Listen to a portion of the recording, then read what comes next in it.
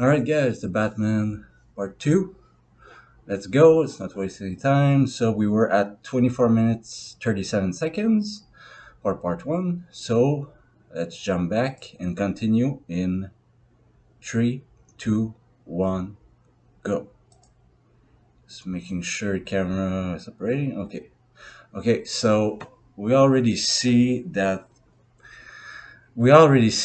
Bruce as a even though Alfred trained him, nothing can surpass the training that Pattinson, and I want to say not just the training, because in multiple iterations of Batman is born with certain, we could say, perfect qualities. Some trainer, or professor or teacher or sensei one times tell him you have the right, your body height is perfect, your muscle definition is perfect, your vision is perfect. You don't need lenses, or even though he wears lenses for technical purposes, but he doesn't need them to see. So he has perfect vision, doesn't need glasses, um, and he has good. So just by being born, the Batman was born um, with certain physical and mental acuities that made him again a perfect prototype for building on this monster or this creature. Dumb drive. Yeah, and you see, so he's being a detective. Well, seeing through the cipher, and he is being a detective now that he knew to go for a drive. So drive led him to a car led him to a USB, and now he knows that with the thumb he has to use, because he surely has done his most share of the. He knows all this blah blah blah to say he knows technology very well. So I like they say I know who he is, and of course you can track the Riddler. You can't crack a riddle without it going sideways for still. And I love how Gordon is all, oh shit, my superiors are gonna freak and blah blah blah, and Batman is just, yeah, again, can't get there without a warrant. What's better than a warrant? Know who I am? And I love this. At first, the first time I saw it, I I didn't I wasn't sure, because the entry, it's like a running gag with those two bodyguards and the twins. It's hilarious. It's just a little crack of humor. This movie, very I love this. Mine or yours? Of course, not much fight to analyze here. It's just called a sucker punch in your face, and you go down in the throat and the face. So that's what he did. And I love how, yeah, in the beginning, when I first saw the movie, I didn't like the running gag with the twins. I, I, I don't know why, because I was in a weird mood the first time I saw this movie. So that's why these commentaries took so long to make, and I'm sorry, but who, who cares, whatever. But yeah, so it's not a simple joke. I'm like, no, this Batman, that's all he is about.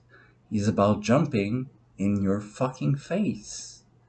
Because when he wants to get somewhere or get something or get someone, he's a battering ram. He will ram through the fucking door, and those who don't like it can go to hell. Because he is so driven and so mad and so paranoid and so traumatized that he doesn't care a shit. He just won't kill. Um, and I love as a prototype Batman for year two. Well, I don't call it year two. It says year two on his notes, but he calls it the Gotham Project. Nice name, but I it's they said it's 18 months, so it's 1 year and a half. So 1 year and a half is not 2 months. It's not 2 years, and you're gonna tell me, well, what the fuck does 6 months have to do with it? Be Batman for 6 months, then a year and a half, then tell me how different. He has so much to do. He has so much room to evolve at every single night. Every single night creates different fighting situations, strategic situations, technologic situations, identity situations, uh, dilemmas, loss, pain, whatever. It goes 6 months in the skin of Batman will fucking kill anybody. So don't. So wait, yes. When I say it's 16, it's 1 year and a half and not 2 years. I really mean it because it fucking matters. But but to come back to the movie, I just love because we never saw that before. It was so fresh. It was so new. It was like it was in the face of every person to ever direct a Batman movie, but it never got the attention it deserved. Like Batman, like we always see the perfect Batman. Like you don't see him coming. He's in the shadows. He's anonymous. You don't really see him. You only see flashes of him, and you're down and blah blah blah. No, this Batman is in your face. He has to get somewhere to get some info, so to get some information. So he punches through the door. If there's people behind the door, he punches through them, and he continues, and he just fucking walks like a fucking champion, like in a gladiator arena. Like when he walked through the right now, when you walk, of course, I'm gonna go. I think there's a little bit of fighting here. Oh yeah, of course there is. I love I love how he pushes everybody. I love saying, "Get the fuck out of my way." I love like he's Pattinson is a tall guy, but he seems so much. He seems like a fucking refrigerator, like coming through, and nobody's stopping it. Nobody. So I'm gonna analyze the fight before he meets the Penguin. Of course, I just want to say for the Iceberg Lounge, my overall thought perfect. What else can I say? Fucking perfect. The choice of music, the choice of beats, the choice of colors, the choice of even makeup and hair and costumes for the extras and people dancing, because it reflects. It's very important. People don't given enough attention or enough importance on these details. But now I have seen one movie. I have seen the movie Let Me In by Matt Reeves, and it was I recommend it. It's really good, and I loved. Of course, I love most of all his direction, and I loved how he made visual choices that were very, very, very deeply important. Like it's about a vampire, but she's in the snow, and for all the movie, she has no shoes, and she doesn't care. She's seen by tens of people, dozens of people, and she walks through the snow in winter barefoot, and it's like it, it's so it just speaks volumes, if you want the expression. It just speaks how Matt Reeves concocts a movie. He's like a witch making a soup with his staff. He's making the potion. He's like carefully, like he's preparing a spell. Like he's carefully adding the perfect dose of ingredients to a tea, and he cares. Matt Reeves, as a director, cares. You can say that for a lot of directors, like maybe Tarantino, or all the great directors. But good directors care about everything that's in the frame. You don't see mistakes. You don't see, and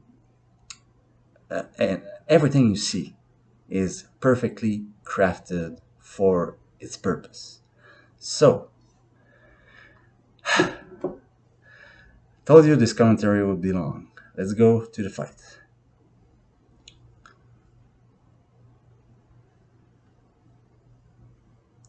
He's walking down the stairs. Okay, so a guy jumps behind him.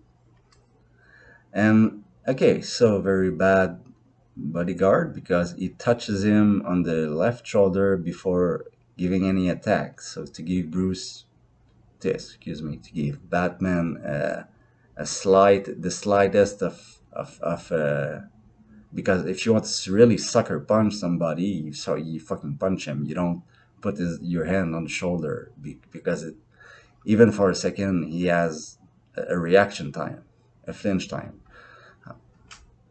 And you see now this little, because we call it the flinch. When you get sucker punched, when your body goes from neutral to state of fight or flight, which happens if you're in a fight, usually your arms will come up.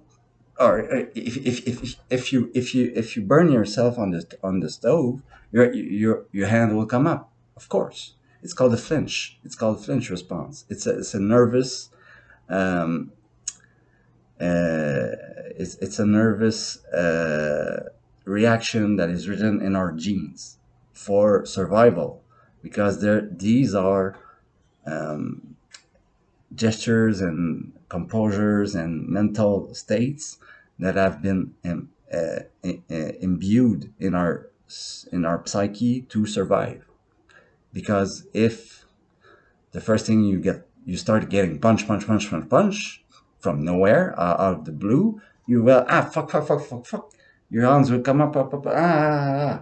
And but Batman, good fighters, professional masters of martial arts, the good ones will have repurposed, have learned to repurpose the flinch, this flinch response, to transform it into something proactive.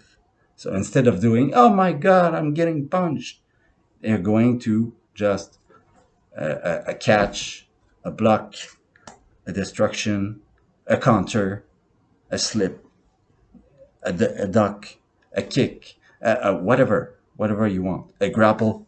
Most of humans will grapple, but Batman is not. This Batman is not a grappler. He's a fucking brawler. He's a dirty boxing. He's a dirty boxer. So, guy jumps down behind him, put his right hand on his left shoulder, tried to punch him with his left. Bruce blocks, punches him right cross in the face. And after, I love this. After, remember what I told in the first fight, about fighting numbers, fighting multiple people. You have to put people in the way of each other to neutralize the numbers.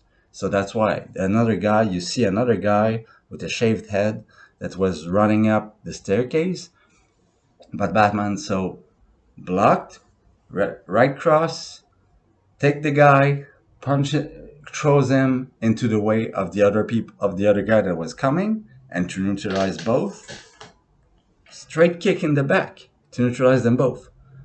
Bang! So then you see. A first guy who's using grapple, who's using wrestling. And I like that there is no waste of time. As it's continuous. There's no because that's how a real fight should get. It should be unforeseen. You can. It's not like the unrealistic. Like when Hollywood want, you see it in Star Wars, you see it all the time. Like people, you know this. Even if you don't like combat, if you don't know any martial arts, you know this. People, the thing of people waiting for their turn, and it's like, oh, it's my cue, so I go, oh, blah, blah. So in Star Wars, they do this all the time, drives me nuts. But here, no, it's not. It's fucking fuck something, punch, what the fuck, punch the guy, throws the guy, kicks the guy, being rammed, and now he's being rammed, and I think he's gonna be slammed into a metal bar. No, he's thrown in front another guy, so he gets a punch in the face. So always, so it's always continuous. So and that shows that these bouncers these penguin enforcers are not beginners. They have a good sense of working together, because he tackles him, punches him in the face, throws him to his partner. His partner slams him into the bar. But of course, the Batman stops. He knows better. Okay, so for the first guy, he does just like I said, another Slavic martial arts. So instead of doing just a punching, he uses a circular punch. So that's more dirty boxing. And after, to make the guy pay for trying to bash his head under the metal bar, Batman crashes his head onto the metal bar. And after, I think he throws him around. The other guy comes back, blocks the he was coming with an uppercut, blocks the uppercut, left hook to the face, done. I haven't seen whatever. Okay. So he is on the upper floor. I just want to see if I got this right. Yeah, kick, get rammed, punch in the face twice. I haven't seen that. So there's three guys up. Punch in the face twice, then then he stops his head from being bounced on the rail. Right elbow to the skull, to the ear, or to the temple. You're good. Circular strike. Punch on the bar, throws him overboard, blocks the uppercut. Left hook to the face. Jumps into the lower level. Right cross. Right left. He just right left uppercut, I think. Yeah, right left uppercut and another right. So he jumps down, boom boom. There's another guy behind, boom boom boom boom. 4, 5. He adds an elbow. Okay, so now here my most interesting part of the fight: the bat, the weapon, the baseball bat, not the Batman. So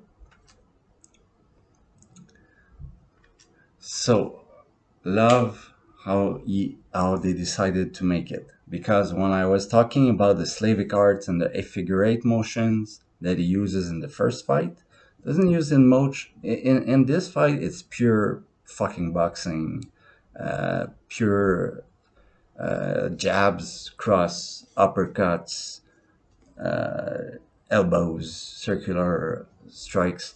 But when he arrives to the bat, because yes, he's bulletproof, but a metal baseball bat on the head or in the jaw would knock him down like this. So how he decides to absorb him, and that's the main clue for me about the Slavic arts, because what he just done was purely Russian style. So instead of, you have two choices when facing a melee weapon, like a bat, a baseball bat. You have to close the distance. So either you grapple, but we said later, but this Batman doesn't seem to be a grappler. So what does he do? He does the other possibility. So instead of taking the bat full force, he escapes it with the shoulder first. So instead of having it in the face, he blocks with the. I just wanna send the camera off so we can see. Okay, so instead of getting it here, he escapes and he blocks. You see this. You see this very well. It's not hidden. You see, he blocks, he deflects with his shoulder. So great mobility here. We said Batman was strength, speed, and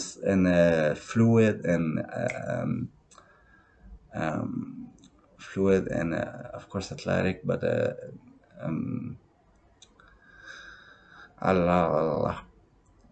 flexible Batman. So a lot of flexibility in the, so just the bat strike. So instead of getting in the head or in the jaw, and for fuck, so if the bat is coming here, he escapes and take it from the shoulder. So it slides. It slides through the shoulder, then the elbow, then the forearm, and then he can take it and slams it to the head, and slams it into the genitals, and slams it into the head. That's what he does. So he escapes. So he does the full. So you can see. So it it's it's like a wave. So it he escapes it here, here, here. Take it. Boom, boom. So sorry for all the melodrama, physical shit, but I'm passionate about this shit. So when I see something I recognize, I like to discuss it a little bit. So that's my take on it. I'm not professional. I'm just seeing what I have seen out there. So love this part. Thank you, camera, for not cutting. So best part of the fight.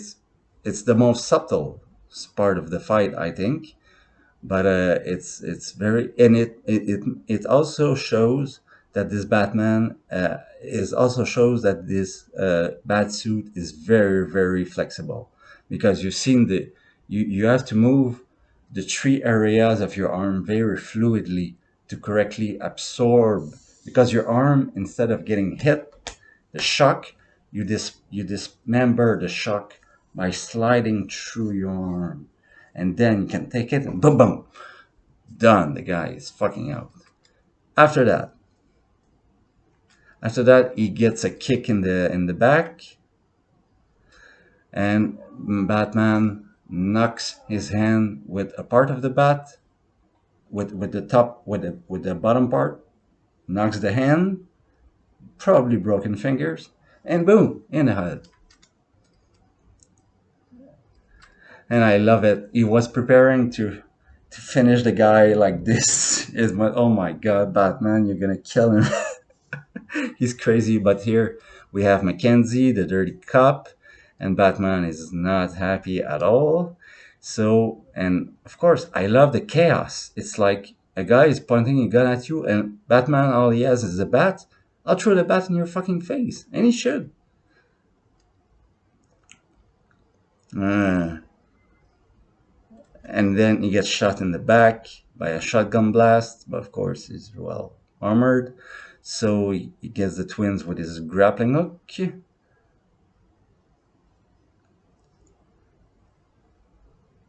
And he makes them trip. Oh, and then the penguin arrives. All right. So, ain't you? So, what to say about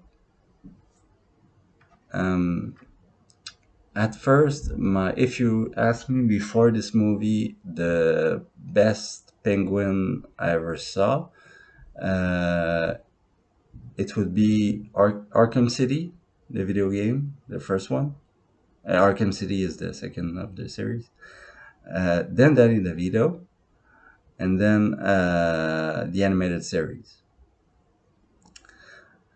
But seeing this movie and seeing this unrecognizable, completely again, you know this. Yeah, I don't need to say 10 minutes about it of praise. I don't know how he did it. I don't know where his inspiration came from. I don't know if he just saw himself in the makeup, and from the makeup he created a voice and the mannerisms and his the way his eyes move. It's like because sometimes when people are in too thick of makeup like he is, their eyes kind of get lost and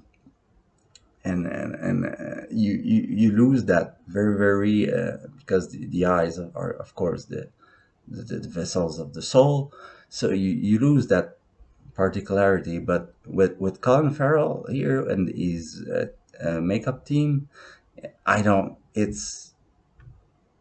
I don't remember on which movie they worked previously, but god damn, what a job! What a purely crazy performance!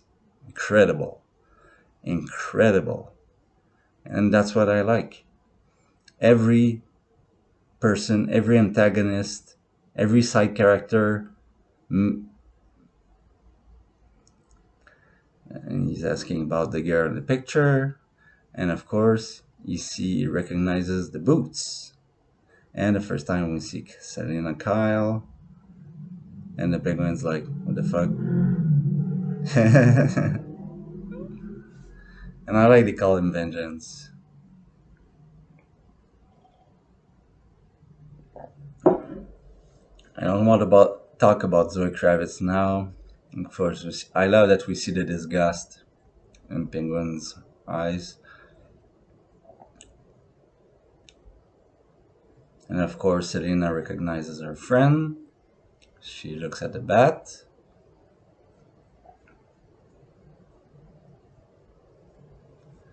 I love the design of this place. I loved how if you pause at I'm pausing at 30 minutes 42 seconds. Oh my god. Um, yeah. So we see the Batman. I love this shot. It's so pure. It's so majestic. It's so beautiful. Um, we see the shadow of Selena Kyle, the bat with his head turned, and we see the mirror glowing from. I just want to say about the Penguin's penthouse in above the club. I like this shot, this how they constructed it. I like that it's like almost in limbo. Like it's not a story of the building by itself. It's like organic. It's like the belly of the pub of the club, and it's just make sure my camera still works. Yeah, okay. Um, I don't know. I just love that shot. I love that angle.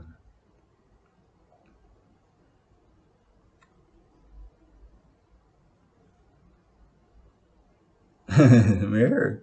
Oh shit! It is. Look at that. Batman cracks the window, and of course, I love. I'm sure all of you know there are talks of a lot of spin-off series from this movie. Uh, I kind of I kind of want I kind of want Colin Farrell not to do the TV shows and to get to. I mean, I don't want to drain him from his fucking pure form of art while playing this character. I don't want him to play like 15 episodes of a series and then doing Batman 2 and then doing. I don't want to drain him uh, artistically. So I hope, like he said, just oh no, just come do Batman 2 and because the makeup takes so long. It's so long days, and I'm just thinking about Colin Farrell, and it's like, oh my god, man, you're giving us everything we want for all the time, the dedication. Dedication is the key, and so I I I know he's such a good actor. He won't get to this point, but I hope that as they say later, the penguin will be very important in the second one, more important than the first. So I just hope that whatever they do with him, that they don't make him sick of the fucking makeup and the everything like that.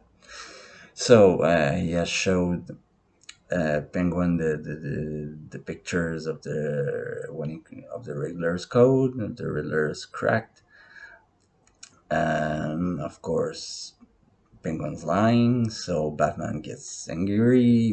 He was already angry when he saw the drops and the money. So now he's really angry, almost throwing him through the fucking window.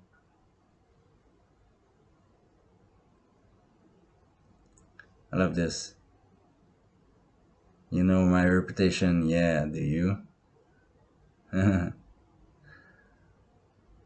love the long scar here. And I can't wait to see how he'll have his monocle and his limp and his cane.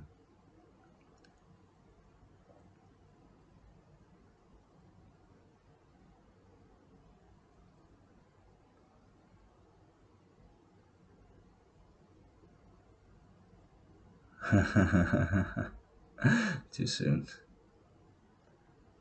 And of course, the world's greatest detectives notices the boots that Annika is wearing, and he recognizes them on Selena. So, just with that clue, just with fucking boots on a picture, he says, "Oh, got my clue. Gotta go. Fuck you, Penguin. Don't need you anymore."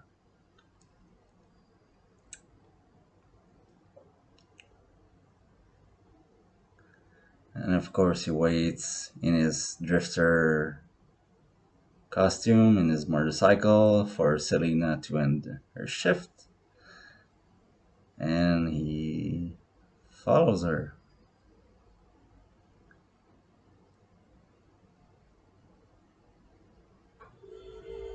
Of the score here.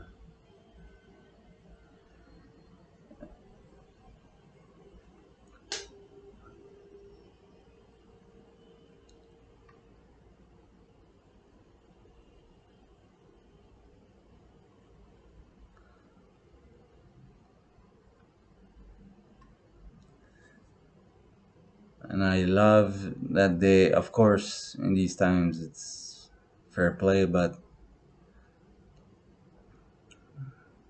I just love that they followed and now the same viewpoint, but now it's Bruce. I don't think I'll say Bruce. I'll say Batman for all this movie because there's no Bruce in this movie. I love the Drifter. I love, of course, now every newspaper and news site and news anchor ship has the have the information. I have the photos of her. So she said we're gonna get out of here, but um, the fucking mayor took her passport, so she has to retrieve it.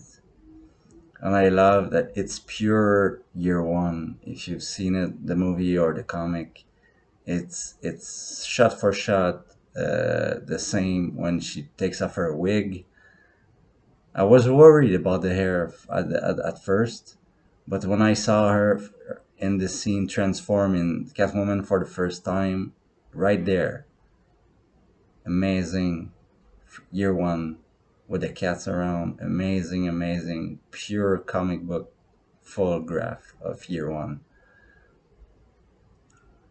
And she just puts her suit on.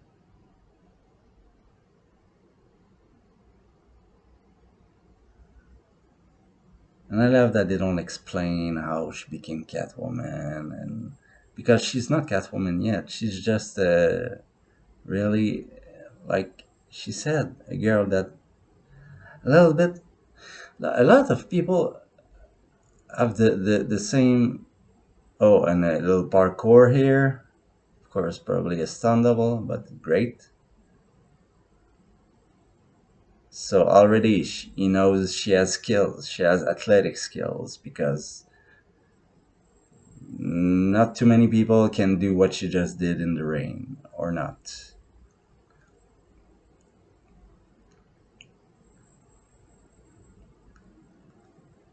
Of the score, little piano notes that are asking a question. And yeah, what I want to say is because half all the again the skyline again, of course, trailer shot. Um, I like how they all were born with very traumatized. They're all traumatized kids that used it, that used their drive, what drove them. They use it differently. Like the Riddler became who he became. Selena had was very much in the she was born in the iceberg lounge, almost literally. So she was more of a criminal, but with a heart of gold, and blah blah, and of course this and that. And Batman became the Batman. So they all use their traumas. Okay, so now of course have to shut up again for another fight scene. Good fight scene, but um, yeah, I just want to end by saying they're all traumatized kids, and the three of them, and they've all used their traumas. They've all channeled their traumas very differently. So Batman is the good side, very violent, very brutal, but still good. Selina is kind of in the middle place, and Riddler is on a psychotic murder spree place. So I don't know, just a thought. So fight scene: Selena, pure Taekwondo and capoeira. So roundhouse, Batman dodges, double kick, very good, very well made. I don't like this style of fighting personally, but it fits great for Selena because she's very she has very long legs and she is very flexible. So double kick to the body and the head. Bruce she does a lot of double kicks. Here she did a double jump kick, so two double to the body. But Bruce is blocking pure karate style. He doesn't bother. I'm gonna do the fight again. Pretty good at that. Again, Batman silently came back from the skyline too. So run out. Batman just dodges. Batman is very calm. I like how he is against her. He's very calm. He's very more masterful. He's pretty much in control of the fight. She's not at his level at all. Even, and he's so armored that even if a kick passed through, she would probably hurt more than. So she did a reverse kick and then a double jump kick. He blocks and he blocks again, and I like that because she blocks and we see her face like struggling a little, and we can see that she knows she won't. I know we know that she knows that she's probably gonna lose that fight. Then she tries for her ultimate secret weapon.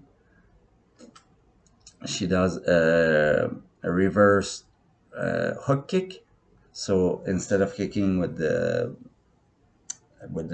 front of the feet, she goes in a circle to aiming for the head with the heel of the feet. So she does like a circle and she hits the if that is her heel, she aims for the head. But Batman, what does Batman do? So roundhouse dodge, front kick, double kick, reverse kick, double jump kick on her roundhouse. Then she gets mad. Yeah, okay. So she jumped a jumped heel kick, and Batman just dodges. She lands on the floor, and then she goes for some capoeira or yeah, some capoeira to make him stumble and fall, but doesn't work.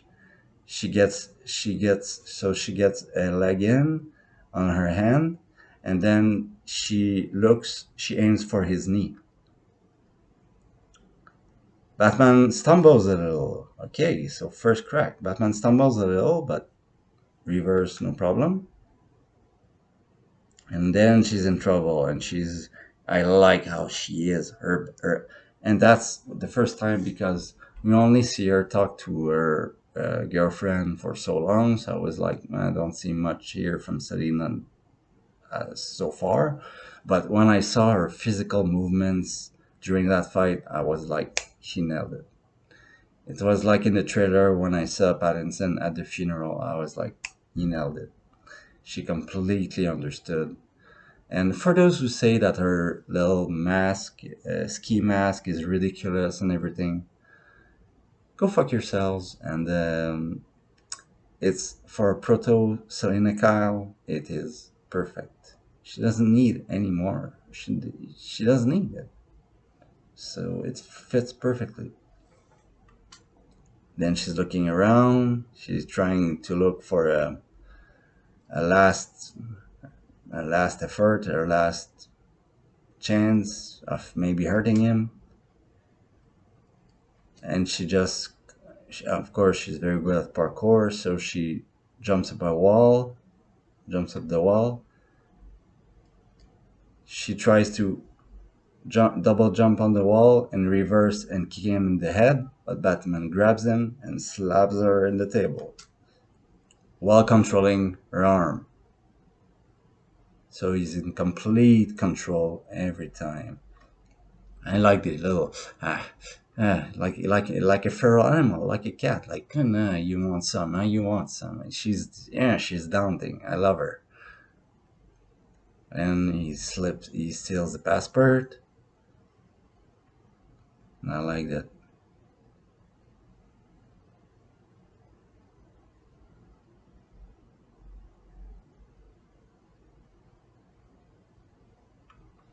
And like, I like that he's in control, but she's not, she doesn't take shit from anybody.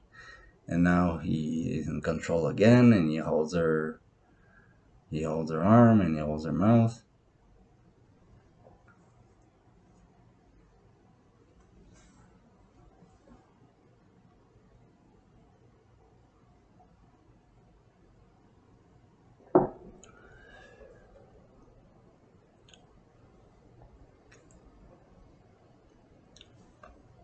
I love the Catwoman team.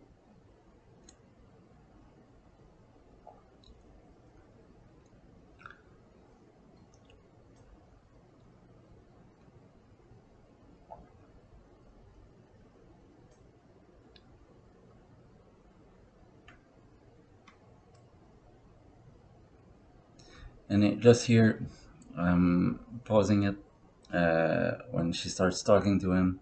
I love that at first he is so. I love Batman in this encounter in this first encounter because he is so. I've said it 3 times, but he's so much in control because of course it's not his first rodeo. He has much more experience than her, but she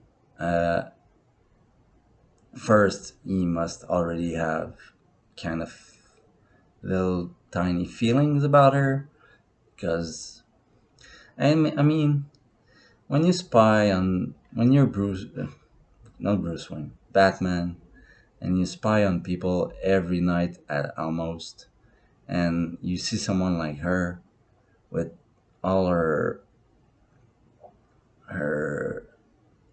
living through looking at her daily life and looking through the endeavors she must fight and being able to even if she couldn't hurt him it doesn't mean that she's not skilled and Batman respects that he respects skills so I love their first rapport. I love how her first lines finally. I love how she talks.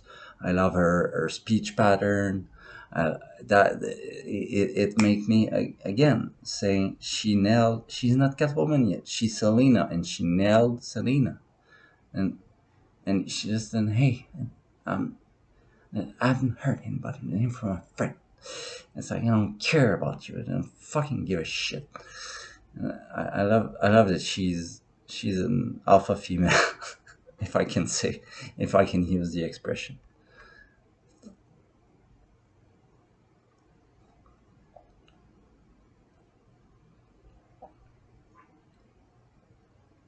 Oops.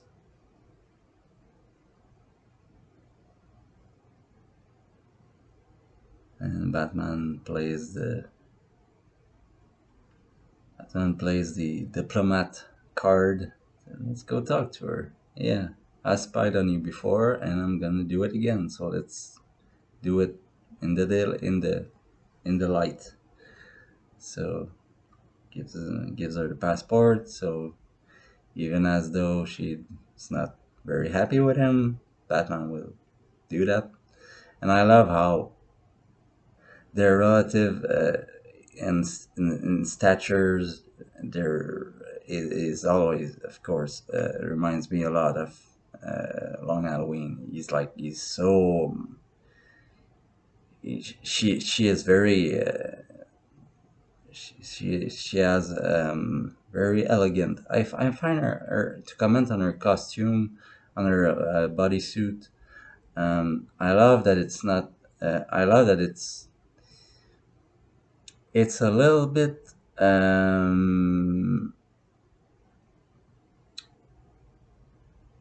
uh, sexually driven because, of course, um,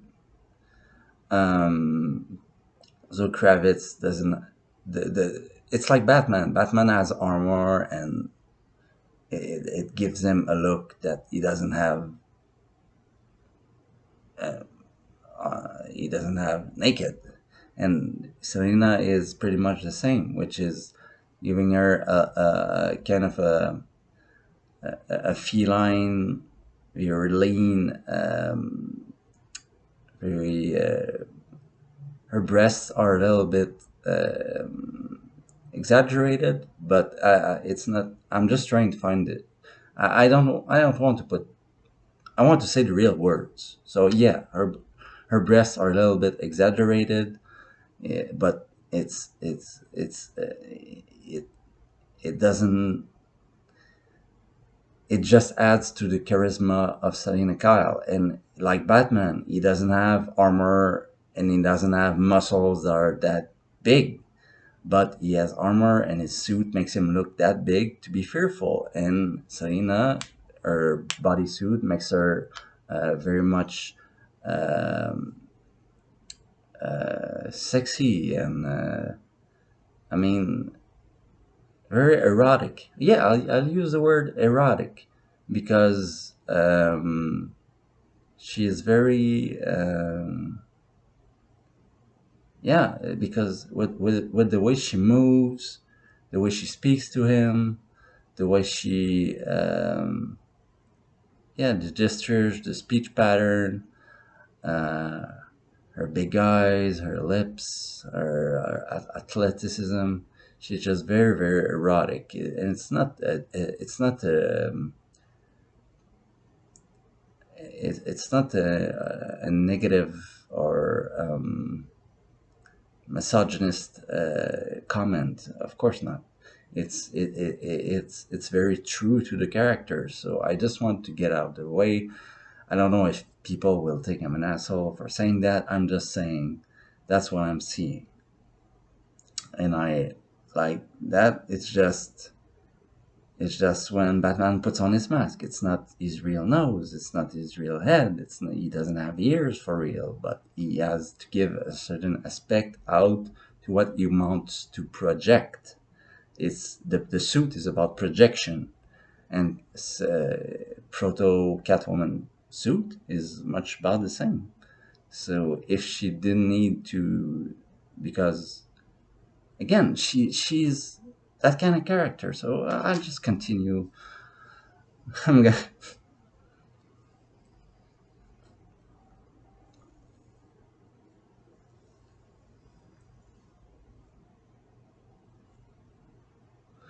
and I come back and everything is trashed already. And I love that she is. I love how she is heartbroken,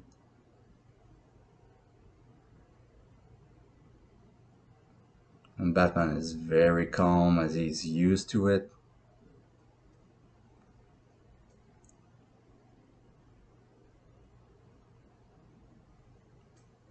A lot of unpaid bills.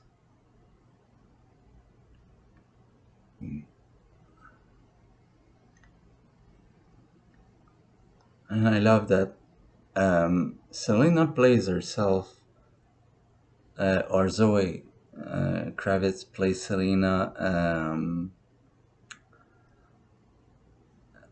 Maybe not naive, but she's not naive at all, but a little bit younger than herself. Like when she said she's just a kid, she has this. I don't know how to describe it yet. She has chosen a speech pattern that is very, very, very.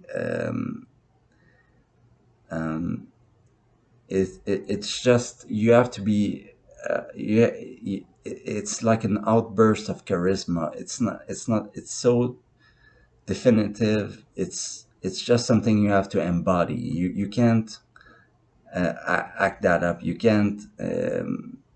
You have to live through it. It's to. I don't know if she did. I know she did some method acting to get in character, but I just love how she embodies the role. That's all I have to say. Let's go back to the movie. To my phone. It's like sometimes she becomes graspy in her voice and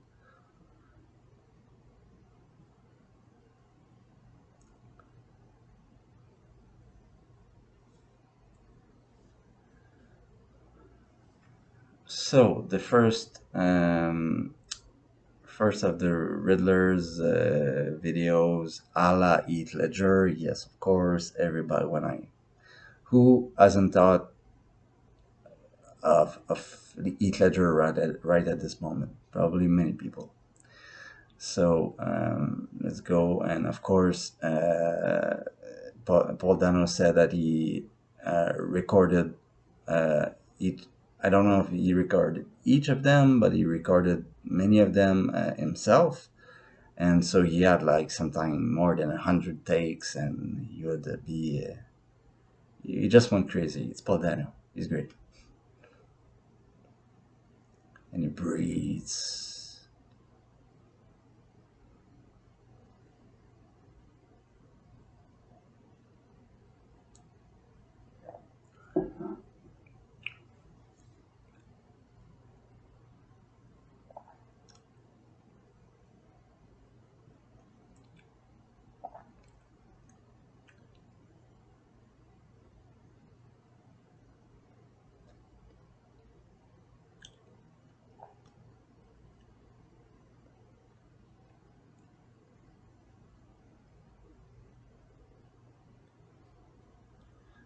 Finally, he unmasked.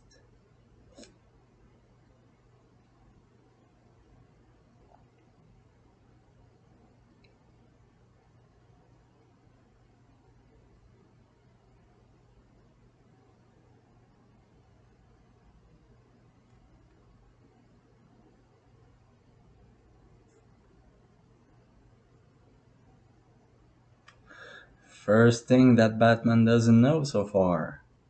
44 below. What is that?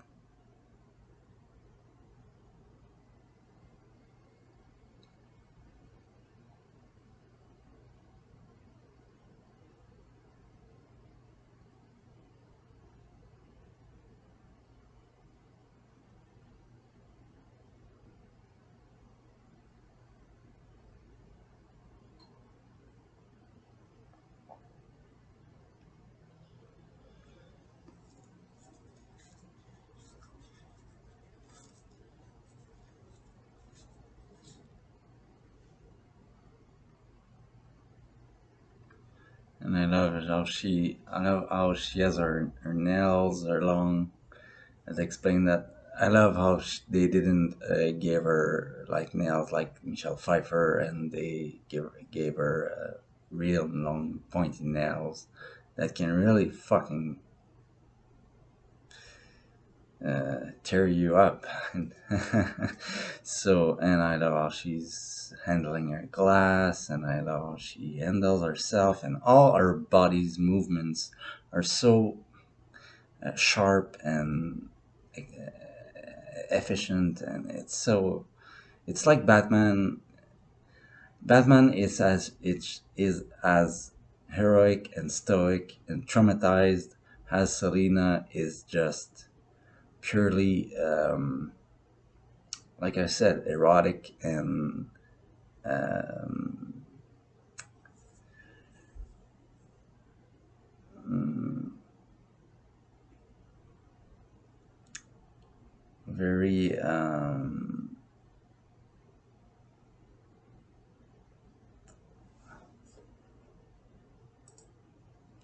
have to think about the word. Give me a second. So the only word I was trying to say, I was thinking maybe like a circus kind of performance, because circus athletes are very like her, like gymnasts, and um, they have to perform operatic on a very slow and methodic, but I don't have quite the word to put on her body movements of this performance. It's just very um, again, like, it's beautiful, it's erotic, it's pragmatic, it's eloquent, it's sexy, but in a royal kind of way. She's like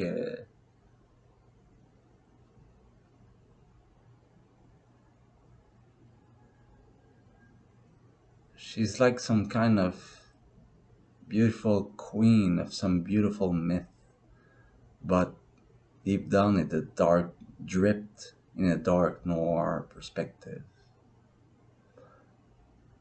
What I just said doesn't make any sense, but that's what I say. Let's continue. So now Batman wants to know. 44 below, eh? What's that? I want to see. You're gonna help me on this. And it's as simple as that. Don't need no more motivational tool. Sure, a line.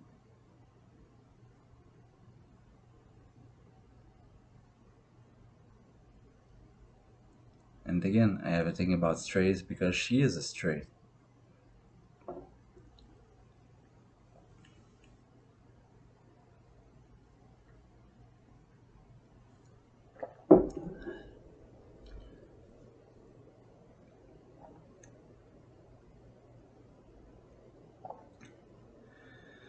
Again, because of the grace of Jim Gordon, Batman has a free pass to see the newest Discovery corpse.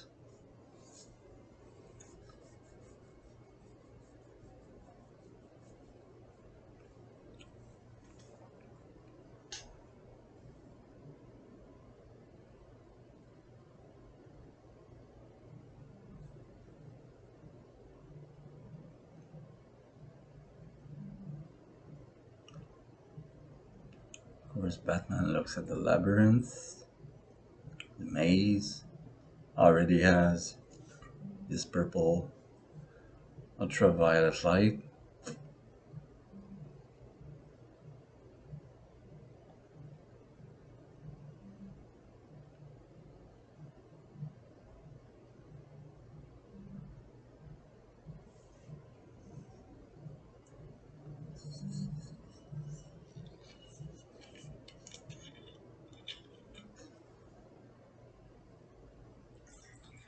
He got greedy.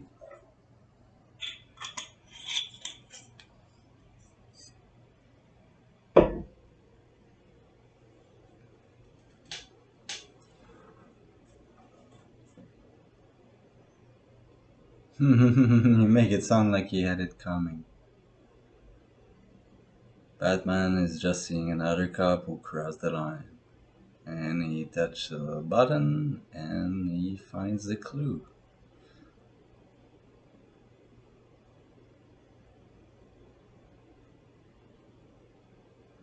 And I love, and I'm pausing again, guys. Sorry, this will take forever. But I love how the mask is designed gives us so much subtleties in what we can see his mind working throughout his physical cues. Of course, it's always the case when you don't have a fucking full body suit of armor, but for someone who is a full body suit of armor with a mask, it's very important for it not to lose. That's why I didn't like in the Nolan trilogy. It's like the mask was so like a helmet. The Batman Begins suit I like very much. But the super the I can turn my head suit was fucking ugly as hell. I didn't like that you couldn't see this. The shape around the mouth was circle, so you couldn't see his expression, you couldn't see his jaw, you couldn't see his eyes. They were fucking black because of the thickness. And that's everything that's not here because we're in 2022. You don't have to have a helmet to turn your head or to have plates of bulletproof armor. You can um all insert it against the leather. So I just love how this suit looks and makes him see the subtleties of his acting.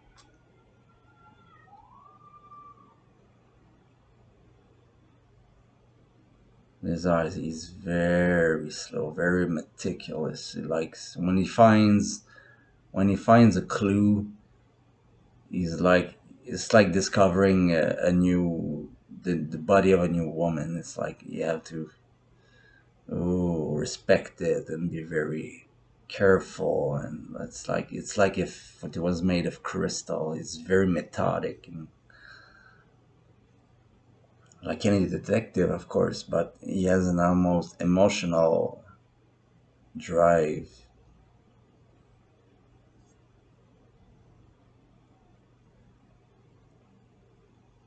And even as though the commissioner is dead, Batman is only here by the grace of Jim, and he can't stay for as long as he wants.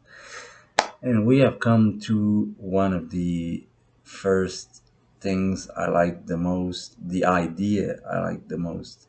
And here, when Selena just said that multiple things are happening at the same time, but first, when he gave the lenses to Selena Kyle to see in the 44 Below. I just went, fuck me, that's a fucking great idea. That this guy understands Batman. This guy can, because where have we seen that before? Nowhere. Does it make sense? Yes. Is it creative? Fuck yes. So it's great. And and again, Selena, how she chews gum, her physical use of her jaw, her eyes, again always um, fake hair, and she uses all she uses. She knows how to use her body and her beauty effectively. And I'm not saying that again. I'm not saying she's a whore or what, any of that. No, absolutely not. She is a beautiful woman, but she knows the streets. And when you're beautiful and street smart, you know how to use it to accomplish things like this, to accomplish good things, to go on a mission, and to be because yeah, like we'll see in a few seconds with the lenses, like everybody's looking at her, of course. Like it's not a surprise, because and she said it herself. Why do I feel like a fish on a hook? And the speed and the you, I don't know yet how to describe it. It's crazy. I just love her pattern so much. Batman is just working, yeah, whatever.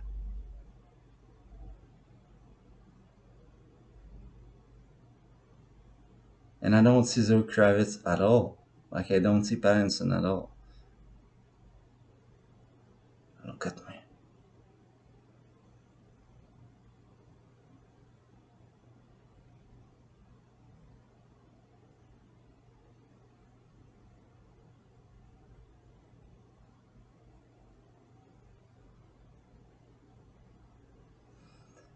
She's like, oh god.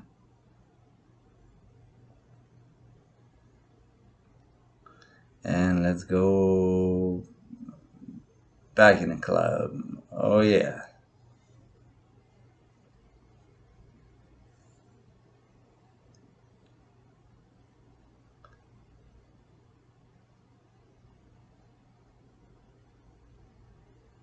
I love Batman's tech.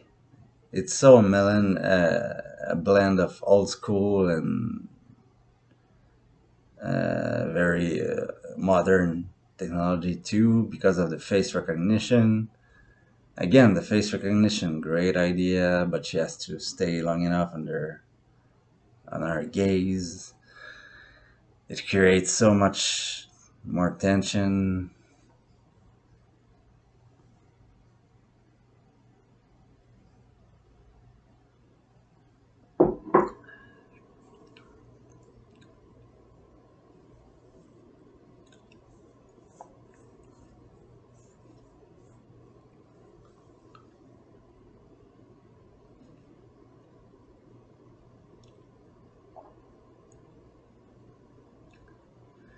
So the 44 below.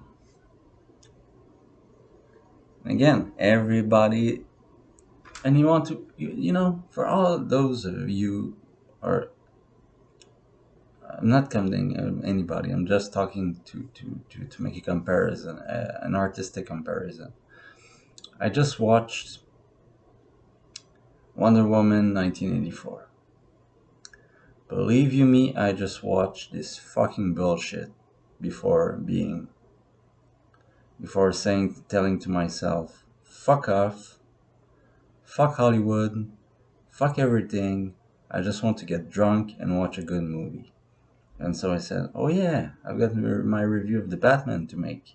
And so I said, "Yeah, I'm gonna." So now I'm getting watching this movie, and like it's like getting on a cocoon of warmth, with a warm blanket and a hot chocolate and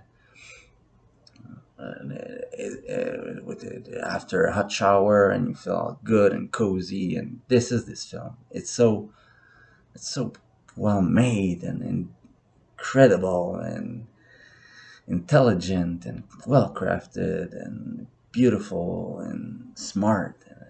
I guess it's so much better. But the thing I was saying too was the an aspect of the um, misogyny of the vision of woman, or the everything, every star that rotates like that, every similarities on this topic. I just wanted to stop. In Wonder Woman movie, they fucking look at her like she's a fucking whore on a street corner, shaking her boobs.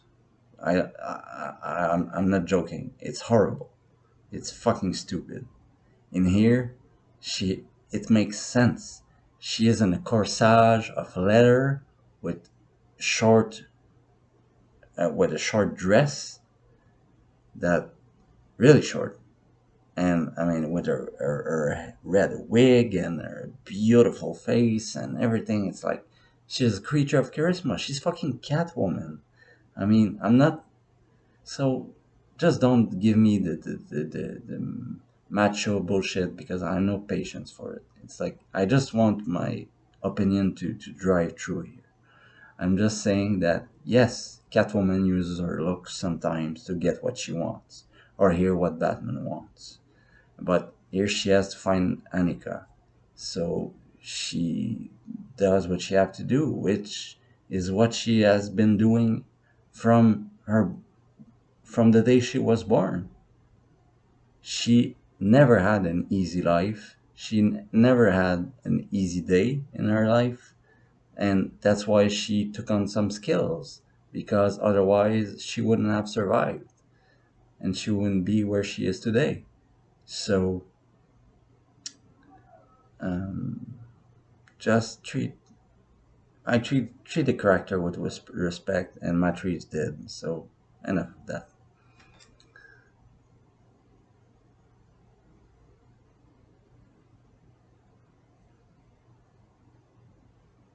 Great.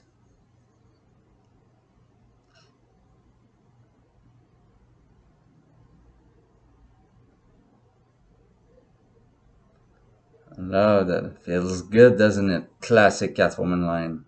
Classic.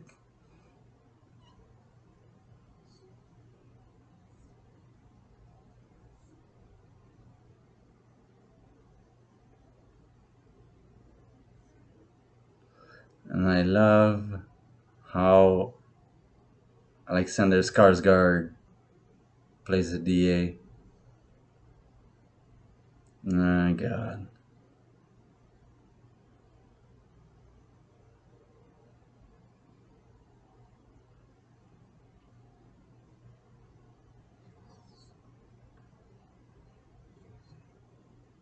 Talk to him. And I love, of course, I love this actor, Peter Skarsgård. Excuse me, Alexander Skarsgård is the other one. Other great families of fucking great actors. But yeah, I love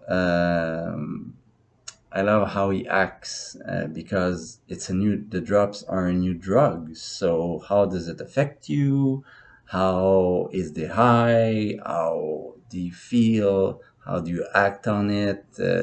And I love. I don't know if it came from him or it was the direction or a mix of both, but I love how, because I don't remember a lot of other people were seen doing this drug. So I love how oh, excuse me, how he creates the template like of acting on drugs, and it's like he's very on edge, and like they say, I live on the edge, and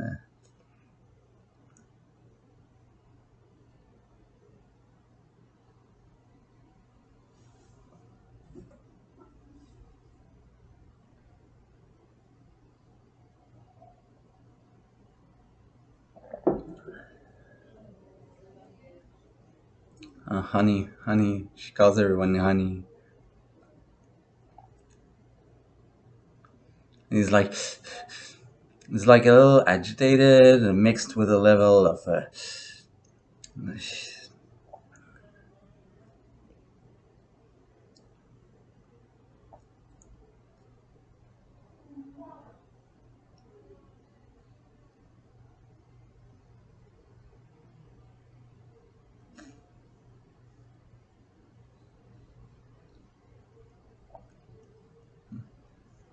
he's he's like kind of high on pot, but he's very melodramatic, and now he's very depressive.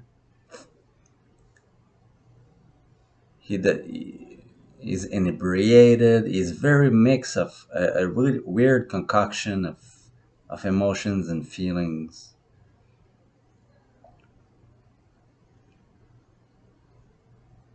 Uh, uh, he's wasted. Um,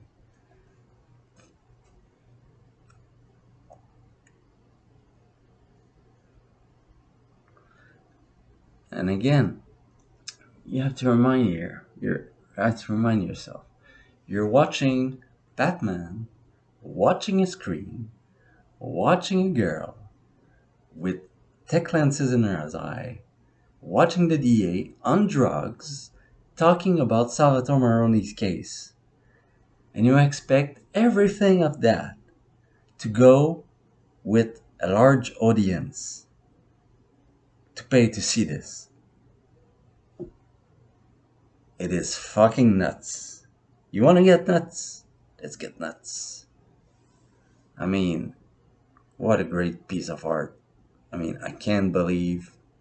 I know it didn't make $1 billion, but well, with the renting and buying rentals probably near, but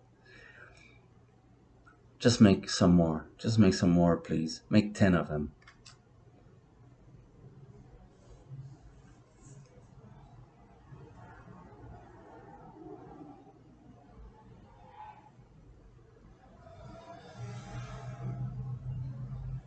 And I love that.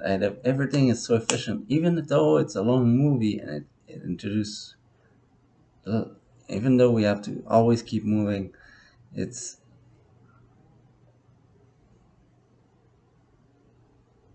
and of course Batman's will contradicts Catwoman's will. So Selena will, excuse me. So Selena gets what Selena wants, and she meant the other girl mentioned Annika. So fuck the DA, I'm going for Annika, and Batman doesn't like it.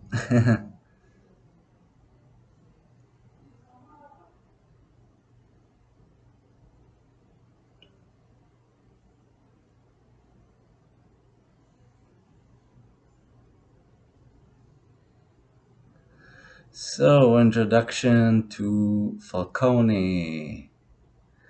The problem, ladies, yes, I don't really like him as an actor because I think he has.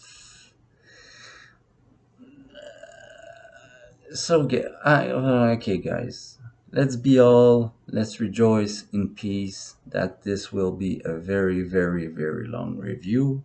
I'm sorry, this is a very important topic to me, and I'm sorry if I go on crazy tangents, but sometimes I have to. So, just to see.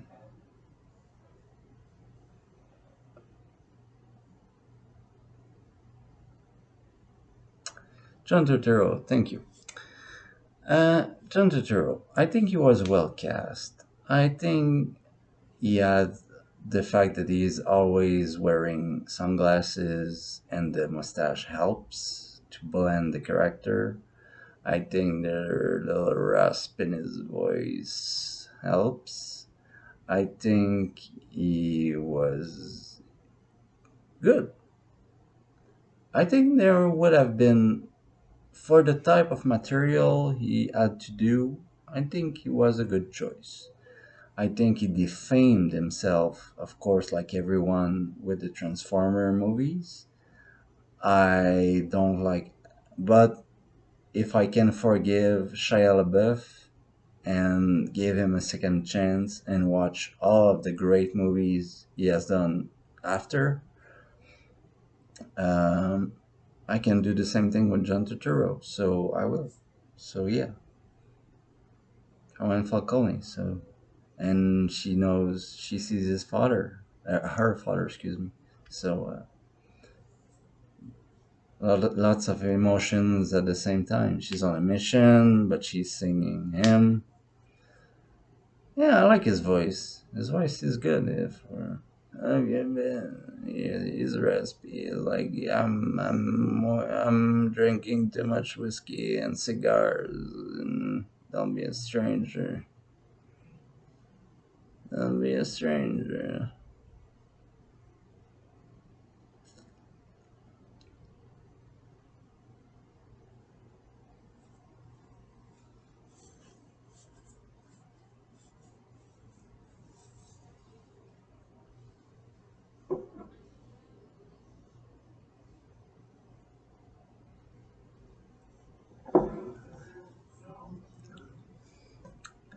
I know Batman. Seeing Batman pissed. No, no. In here.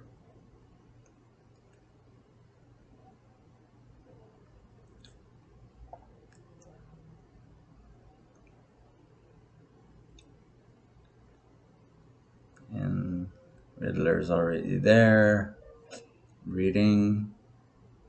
Of course, Catwoman doesn't. Selina doesn't want anything to do with him.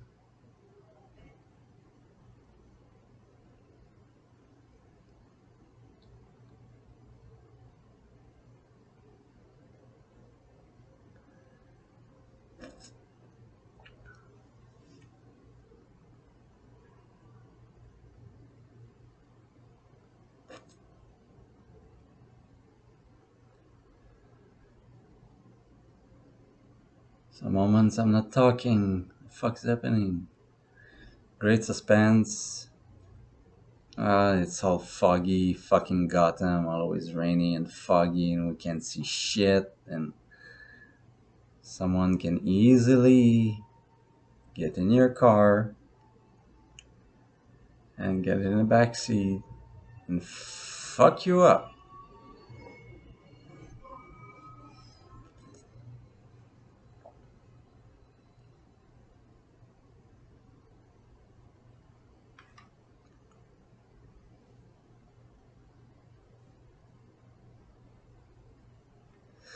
And I love how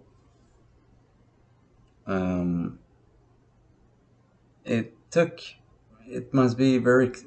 Riddler has to be very careful here because he can easily kill every of his prey because he wants Gil Coulson alive for some time at least to manipulate him and expose some more of the truth to the populace and to Batman. So yeah, I just love again that he chose this particular weapon because it can do both jobs of killing or just smothering or just not smothering but beating unconscious one of his victims. And I just love how he breathes. He's like a demon from hell, breathing the soul of his victim. It's great.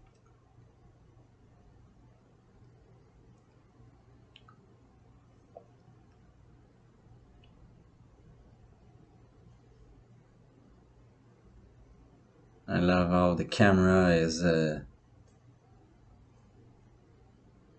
Oh, we see Gale moving.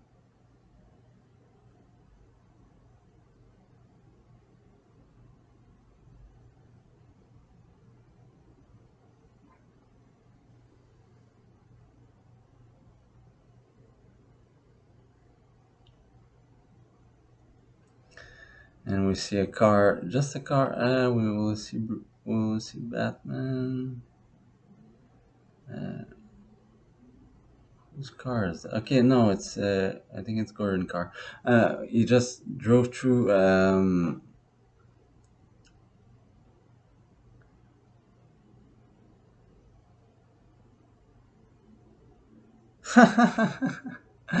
I just saw, and I'm watching this movie on. Am I still recording? Yes. Okay.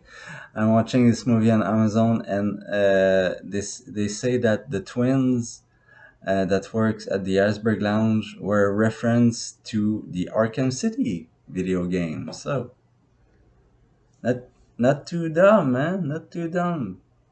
I had something, but yeah, I just want to say when every time we see a car pass by or Batman pass on his drifter mode and his motorcycle, we always have some details in the background or foreground or environment. And here we saw old posters for the renewal project, and of course the renewal is the center, is the dramatic plot of the movie. So I think it's Gordon again. Renewal. Yeah, it's Gordon. Okay, and I love that the bat signal is in a complete, just unfinished building, a lost building. Like there must be hundreds in Gotham, and that it's we have this beautiful skyline, this beautiful sky view of the city with other skyscrapers in construction.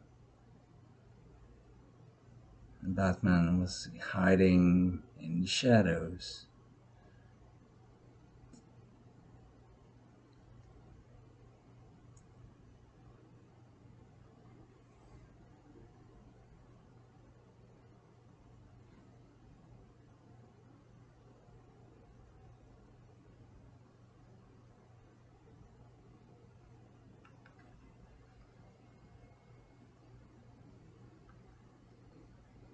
Yeah, how do you know they're not corrupt?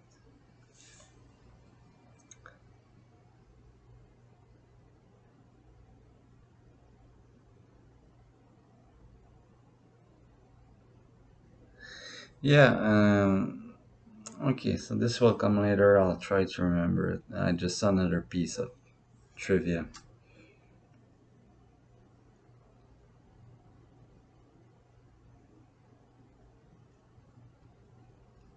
Even the D is scary.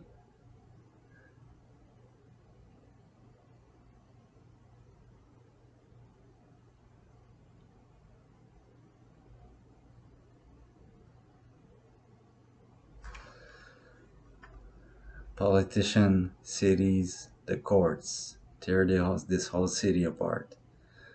And of course, how many of you thought about the Court of Owls? Oh my god, would it be glorious to see the Court of Owls in a fucking big budget Batman movie with this Batman and this universe directed by Matt Reeves? It would be fucking orgasmic.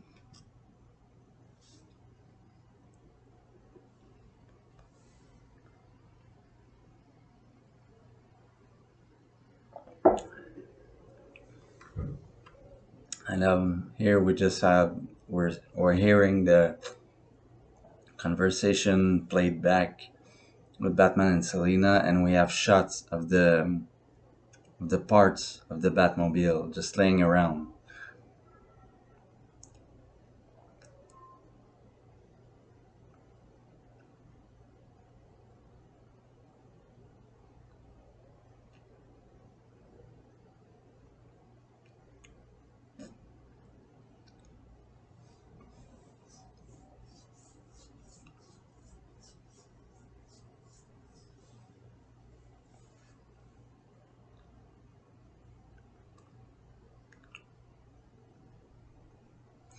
And again, we have to play on words here. Alfred says, "Should I take it? Excuse me. Should I take it as a good sign? A good sign."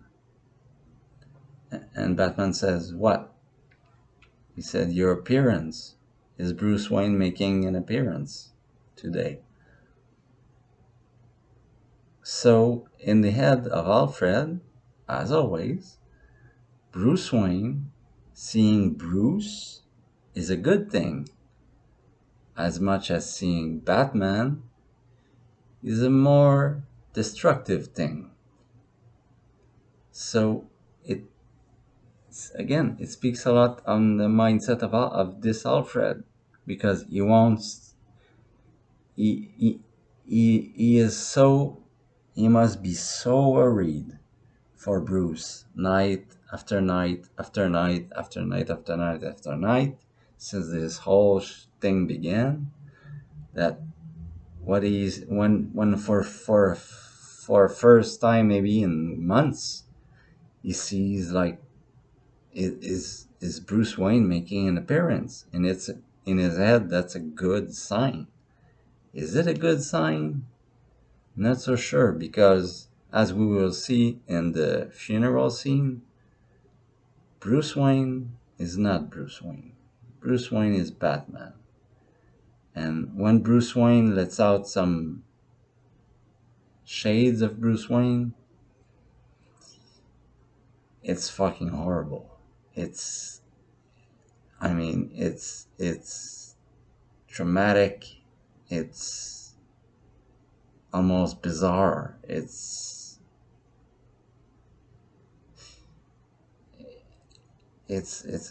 horrific how fucking traumatized he is. How fucking how he sees the world.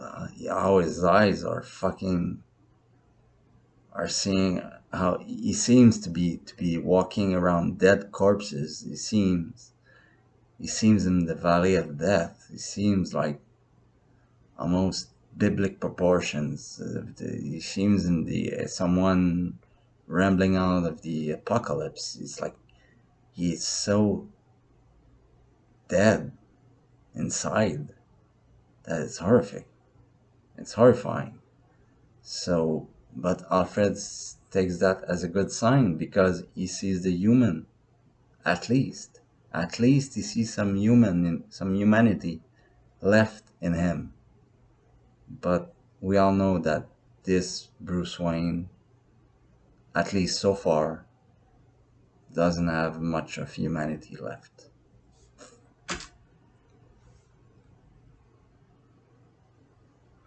And of course, Batman just says, "Yeah, fuck Bruce Wayne. I'm just going there because it's a pattern of serial killers to track their victims."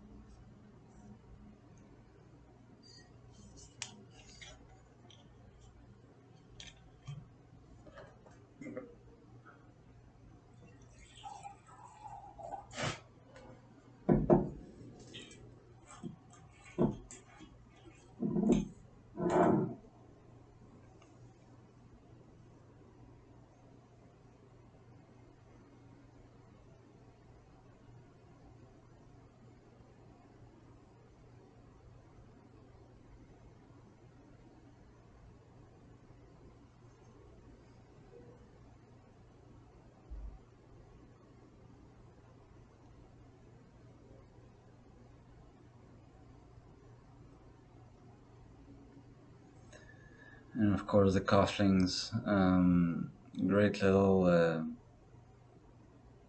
back and forth with him and Alfred. With and of course, Bruce or Batman. I just say Batman is always on the offensive. He's always offensive when he fights, when he talks, when he investigates. He's always again like a battering ram. He's always on the offense. So every injunction he makes, every question he asks, every whatever he speaks is always offensive, on the offensive. So when he takes his in, like you keep up appearances, you're still a Wayne. And he says, "What about you? Are you a Wayne?" And it's like direct offense. It's like, "Whoa, hey, buddy, calm down, calm down. Hey, your father gave them to me." It's like Jesus fucking Christ. But I love this Batman. This is how year 1.5 Batman would act. And I love that we can fucking see that. So let's go. The music to the funeral scene. I love that Batman drives himself. I never like to in a year 1.5 because he hasn't created the persona, the Playboy persona. So in his mind, it makes no sense for him to have someone to drive him. It's like he's gonna drive himself. It's like, and I don't need a driver. I don't need. And of course, the reporters just go fucking crazy. Of course, the first thing he does is smirk and getting his back to the cameras.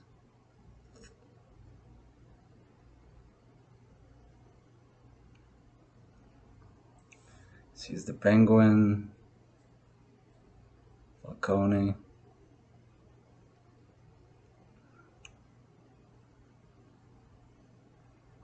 and a mystery girl. Still has the boots. So he has to go investigate.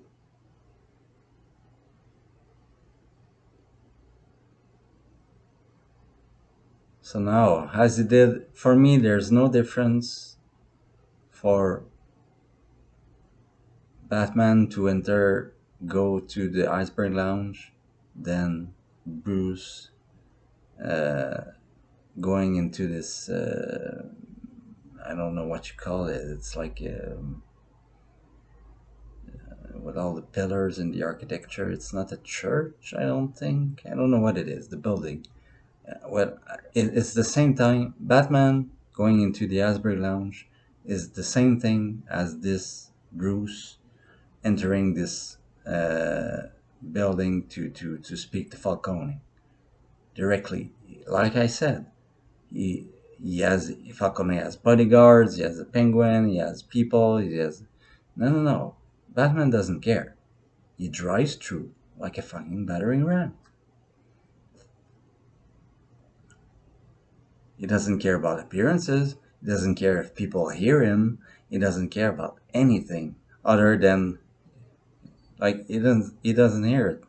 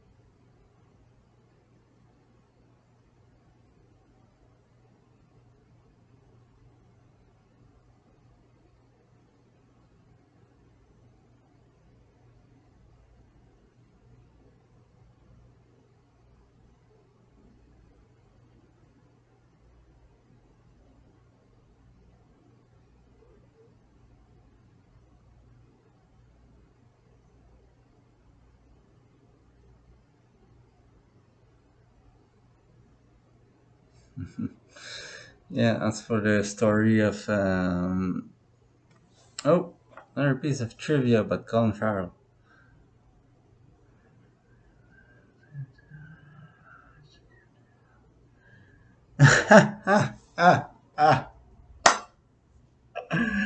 Oh, Amazon, you guilt.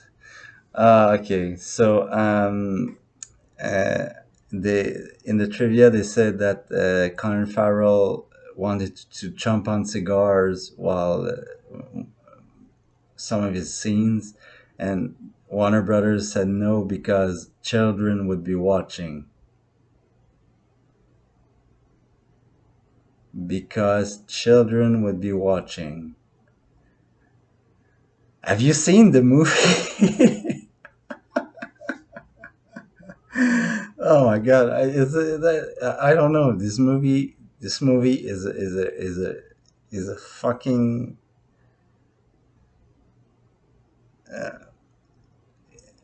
is a fucking error of nature. It's like it shouldn't exist. I don't know how it came to existence, but it does, and it's un- incro incro incro in, incro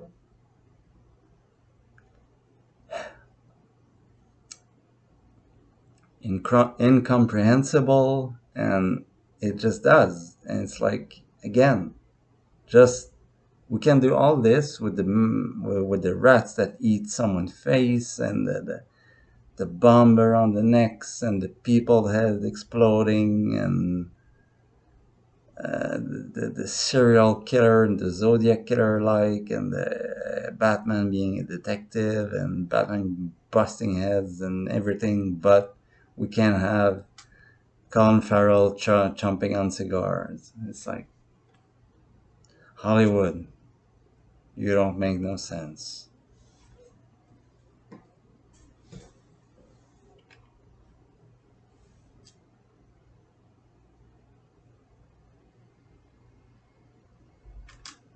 Okay, so just found something. An hour and 23 seconds, when Bruce is looking over to the balcony above his head, we hear a Riddler's breath.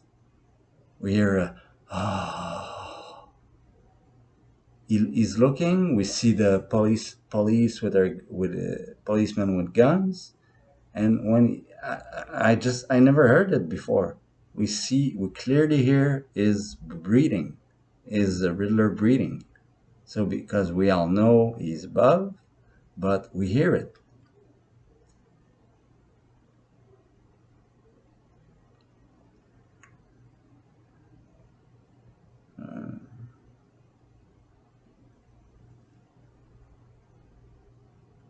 Again, see, you can only see potential threats.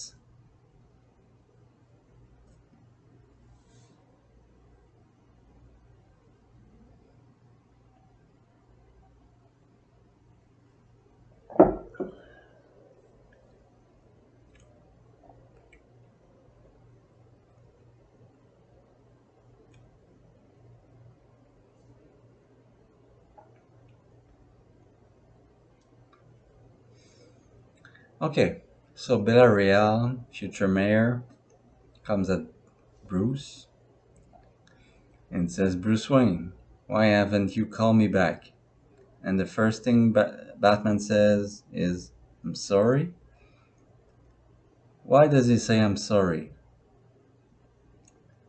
One, because he's really sorry because he's Batman and not Bruce Wayne, and like, your messages go in the dump because I'm Batman, and I don't know who I don't know who this Bruce Wayne is you're talking about. That's not me. So I'm sorry, you're mistaken.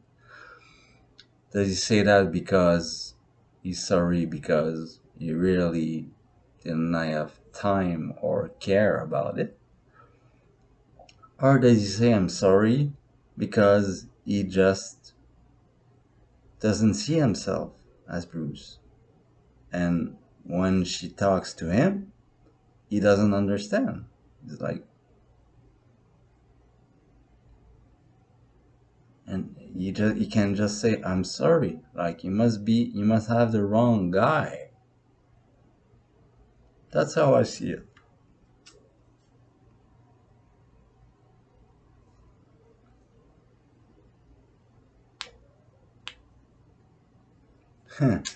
Guess I have no choice. And again, the Ave Maria theme. God damn, there's so much trivia. Okay, so just to give some trivia for those who don't have it.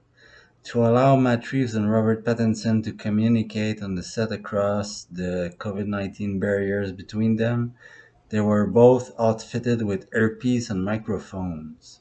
We were Reeves said, "We were always directly connected, and it's weird because we're physically distant. I could talk to him very low. I think we were in each other's head. That had a particular effect."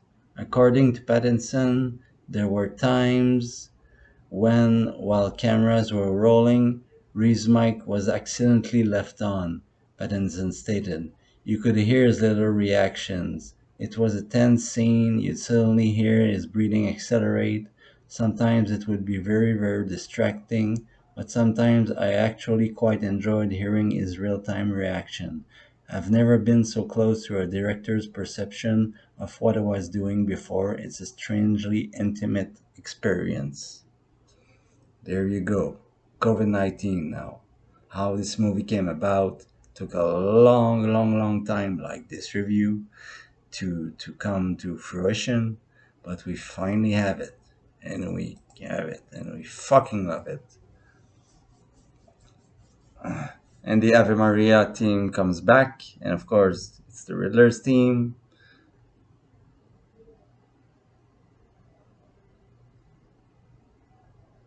And we have, of course, we have two things working on here. We have the the choir of children, which is similar to when the Riddler was a child and was in the choir for his own orphanage.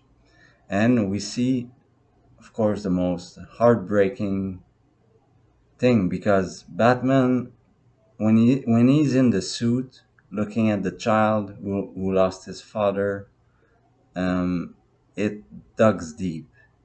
But when we see the skin looking at the child, it is absolutely uncomfortable and very, very, very disturbing. I mean, look at Pattinson's acting. He doesn't even talk. He cannot even talk. He just moves and looks.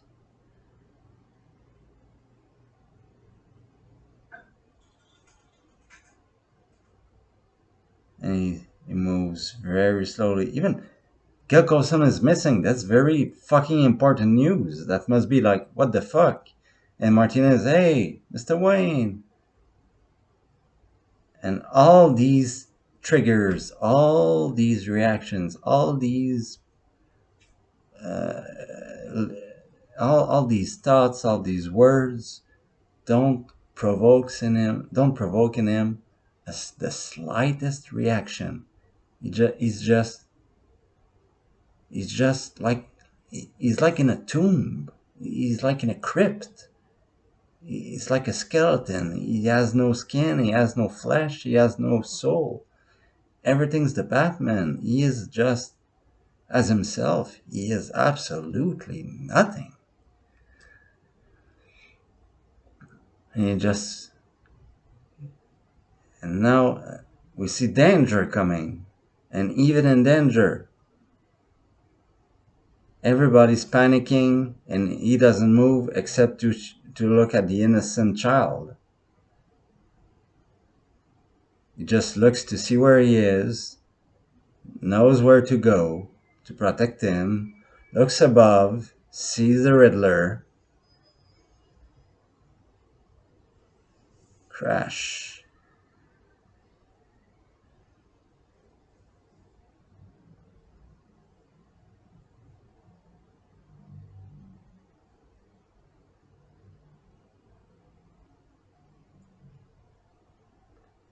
Riddler goes away.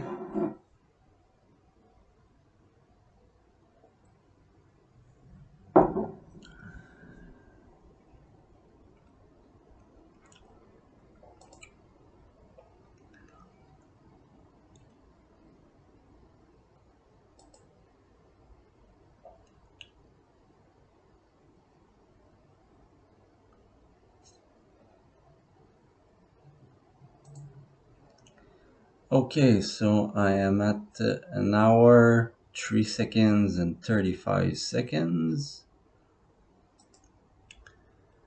This is gonna be part two. I'm sorry, it's almost 2 hours for me for even half an hour of footage. So thanks for watching, and I'll release them. I guess now the first two parts. It's a third of the movie. Sorry, guys. I'm just. I